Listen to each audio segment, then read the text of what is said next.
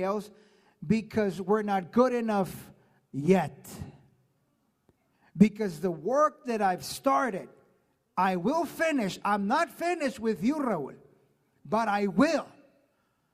So whenever you're going through something and you ask yourself, why? I pray, I serve, I preach, I do everything that I'm called to do, but yet I still have to go through the fire. And I asked God, really? And I was upset at God. Because that's a real relationship with God. Don't tell God, I love you, and I love you, and there's...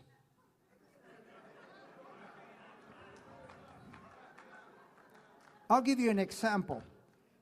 God usually talks to me through commercials. And that tells you that where I spend most of my time.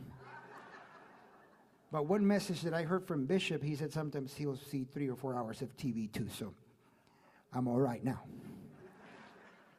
I was watching this commercial where this gentleman walks into an interview, and it's a laundry detergent commercial. You might have seen it, I'm not sure. And the gentleman that is applying for the job walks in. He has a tie, white shirt, and he has a stain here. And the owner of the company, well, tell me a little bit about yourself. And he's talking, but the stain is talking louder than he is. So when we come and worship, and you're reminded, Lord, are you not receiving my worship? Are you not hearing my prayer? God will tell you, it's because your stain is talking louder than your worship.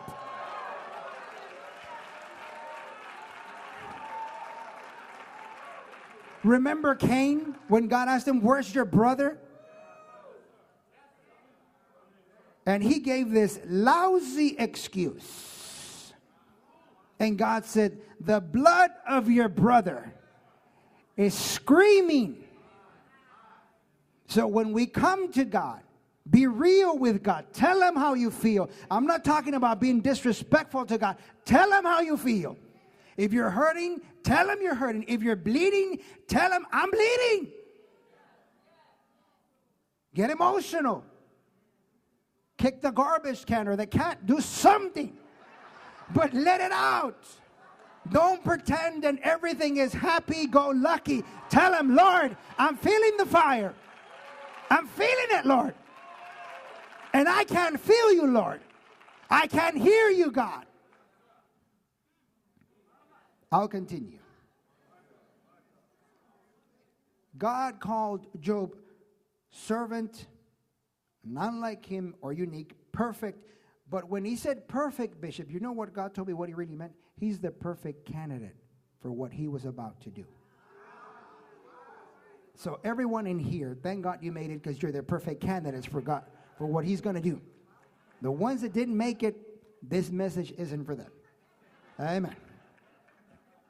He said he's upright, he fears God, he separates himself from evil.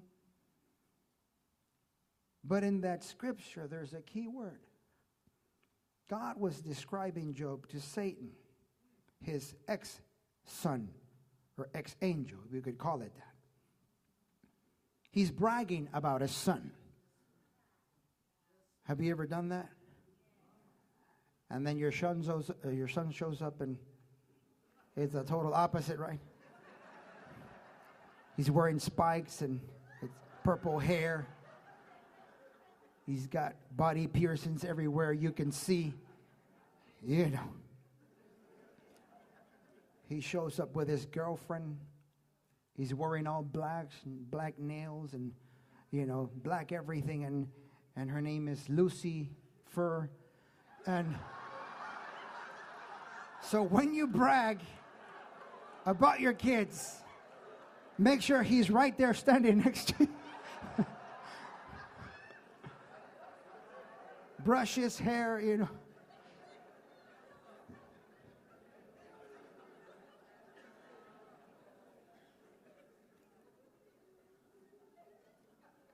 And you're asking, why am I saying this? It's because God was bragging about Job.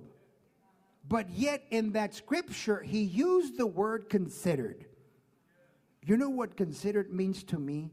I know what Brother Webster puts in his book, but when they use considered, it means I'm not sure.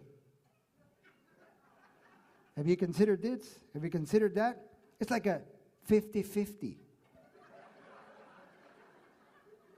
Do you think the flight's going to make it? Well, it's a 50-50. You know.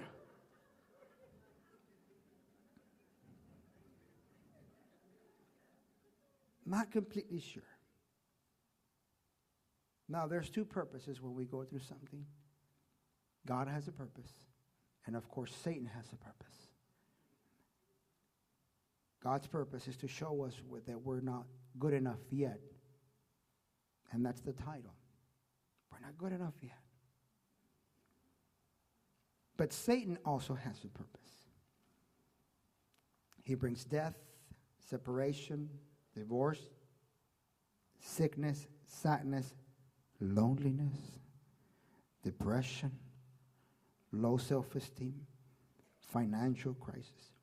He presents every one of us with the impossible. Have you bumped into Mr. Impossible? He will use your past. He'll use so many things to conquer you. And you might think he's after my marriage, he's after my husband, my wife, my children, my health, my ministry. And again, as I was praying, Mr. Walker, this is what he told me. He's not after your stuff, your woman, your man, your kids, your money, your ministry. He's after your faith. This is what God told me in prayer. And it scared me because this time I didn't ask him.